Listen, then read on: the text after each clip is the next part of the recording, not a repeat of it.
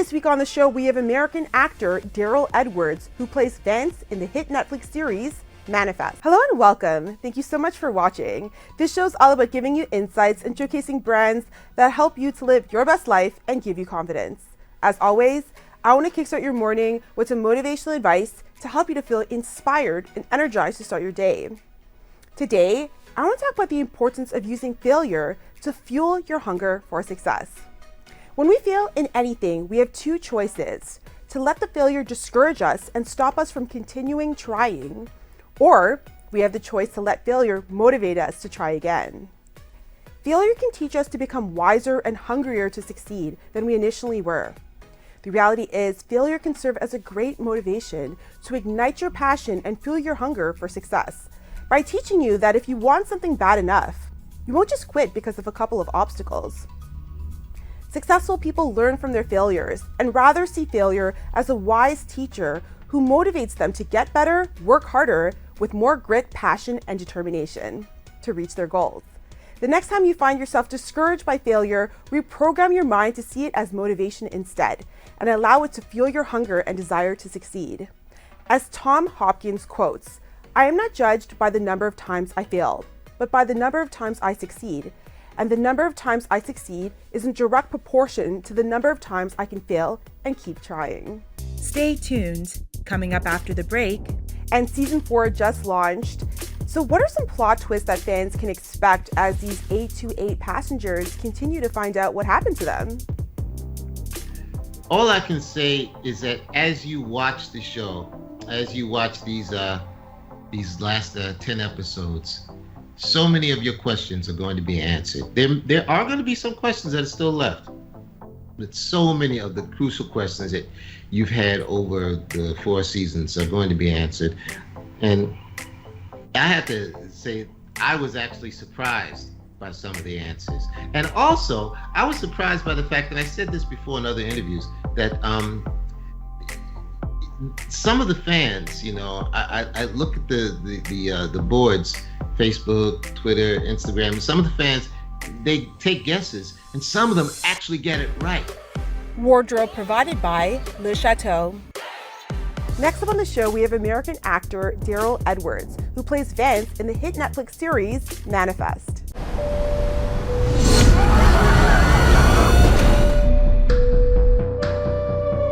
There's no way we could have survived. Divine consciousness is talking to us.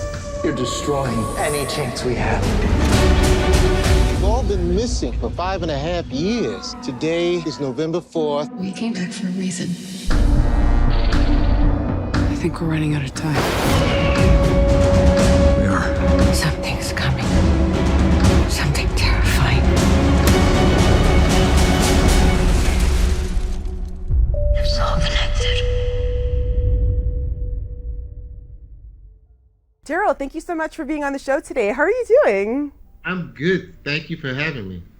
Thank you for being here. I was just telling you, I'm a big fan of Manifest. I love your character. You play your character so well, and I'm excited to talk about it. But before we talk about it, let's talk about, you're no stranger to the big screen. I know that you started in the 80s, and you started in theater. So tell us about that.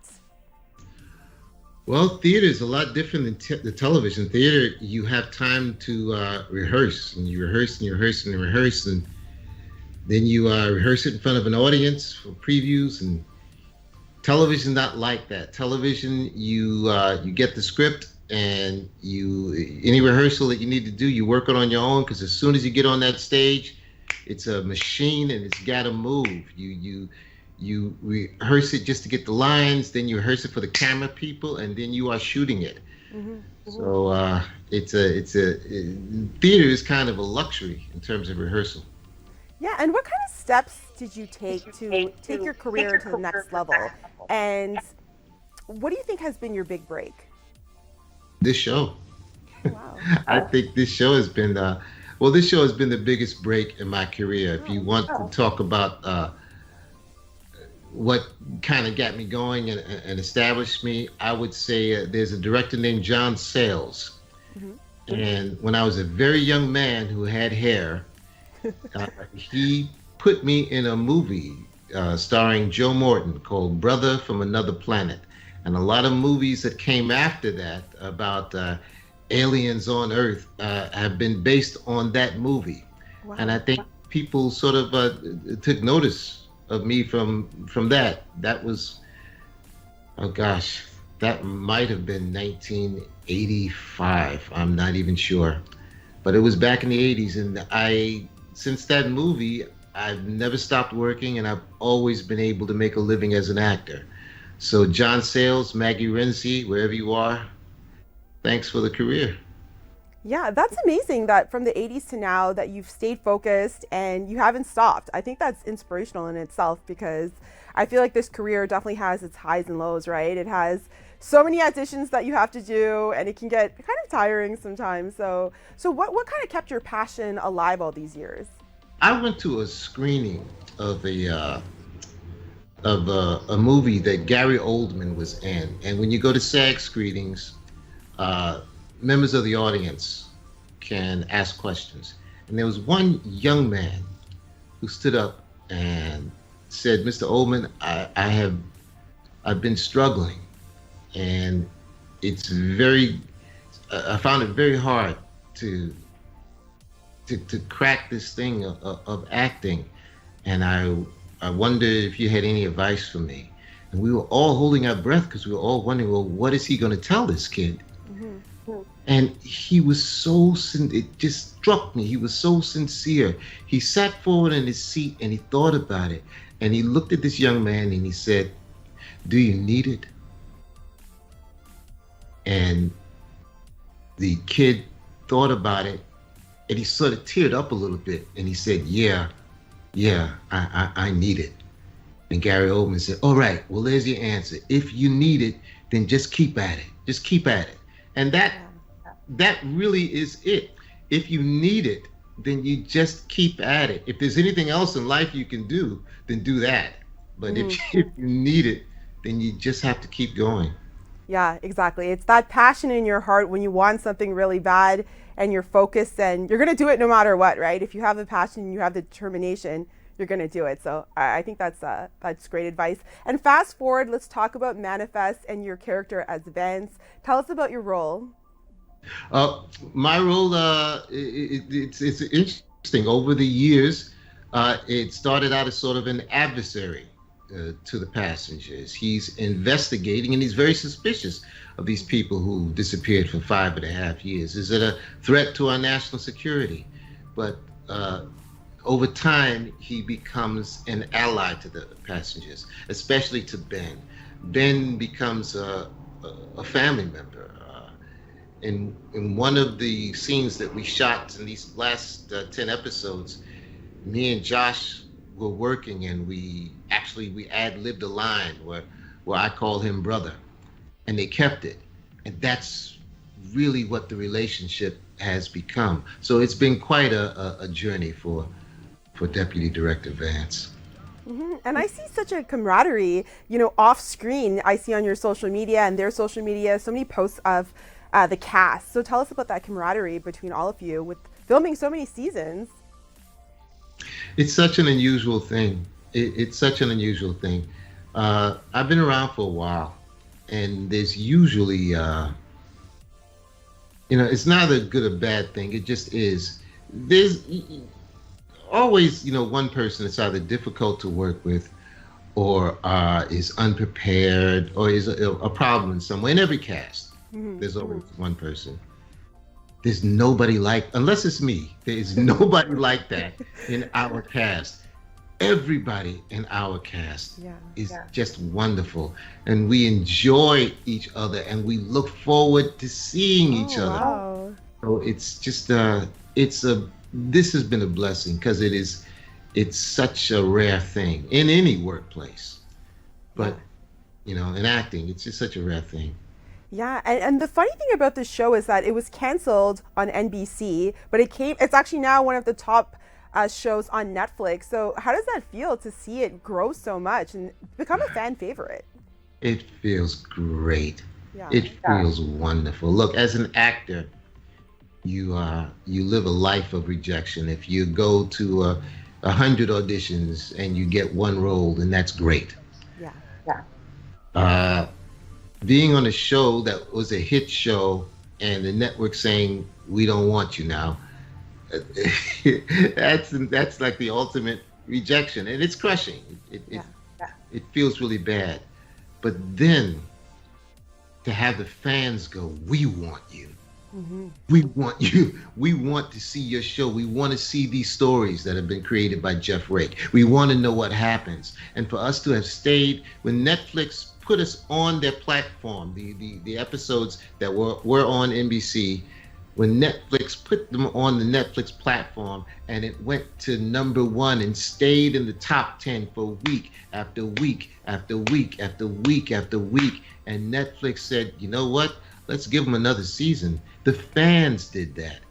Man, to every fan of our show, it sounds, it sounds trite, but God, I love you guys so much, because we love this show and you gave it back to us and you gave it back to yourselves. So I thank every fan for that. Yes. Well, you're welcome, because I'm a fan. Thank you. Yeah, no, absolutely. And I think there's an inspirational message to take away from that, is that, just because you get a no, it's not the end. It just means next opportunity, right? You don't know what's around the corner. So I think there's inspiration in that. That's exactly right. That's exactly right. And season 4 just launched. So what are some plot twists that fans can expect as these 828 passengers continue to find out what happened to them? All I can say is that as you watch the show, as you watch these last 10 episodes, so many of your questions are going to be answered. There are going to be some questions that are still left, but so many of the crucial questions that you've had over the 4 seasons are going to be answered. And I have to say, I was actually surprised by some of the answers. And also, I was surprised by the fact, and I said this before in other interviews, that some of the fans, I look at the boards, Facebook, Twitter, Instagram, some of the fans, they take guesses, and some of them actually get it right. Wow. I would just get a script, and I'd be reading the script in my dressing room, and then I take a look at my Twitter, and I see, wow, this person actually guessed what's going to happen in this script. So that's just see that kind of investment. It's just exciting. It's a dream come true. Maybe they manifested it. They thought about, right? They manifested the scene. I saw what you did. Yeah, and talking about scenes, let's talk about the deleted scene. I know there was a deleted scene that got released on Netflix. So tell us what's happening in that scene. Oh, that was so cool. That was it. For those of you, though this is a spoiler, so if you haven't seen it, then turn down the sound. But the passengers, some of the passengers come back, some of them don't. We've been rebooted back to where it all started. So Vance is now investigating this plane that has landed with 11 people missing. Mm-hmm. So he goes on the plane, and there's somebody in that cockpit, and he's gonna. It's very surprising, and it's very scary when you see who's in that cockpit. And I'll tell you a story about that. The scene had been written. We did the table read out in upstate New York for this final episode, and everybody was crying. And before we actually did the read, our director of that episode comes up to me and said, "What do you think about that last scene?" And I didn't see it because I had just stopped when on the last page of the actual show. And I said, what last scene? He said, "Dude, you didn't even read it. Look at the last scene." And then I read it. I was like, whoa, this is so exciting. This is so much fun. So that was a thrill. Yeah, I watched it, so I'm not going to spoil it, but it was pretty shocking and interesting and exciting. It was really shocking, wasn't it? It was. And, Daryl, I created my platform to inspire, to uplift, and, kind of to be a beacon of hope for people that are going through a hard time and to showcase success stories like yours. So I want to ask you, of course, being in this industry for so long, what has failure taught you about life, and how did you use failure to kind of fuel your passion? Wow, that is That's a really good question. Do you know who Anna Devere Smith is? Yes. Okay. So we both had roles in the movie version of Rent. Mm-hmm. And she took me out to lunch during that time. And she said, so tell me, what do you want? I mean, what is it that you want to do? What's your goal? What do you want? And I said, you know, what I really want is to be a series regular on a television show.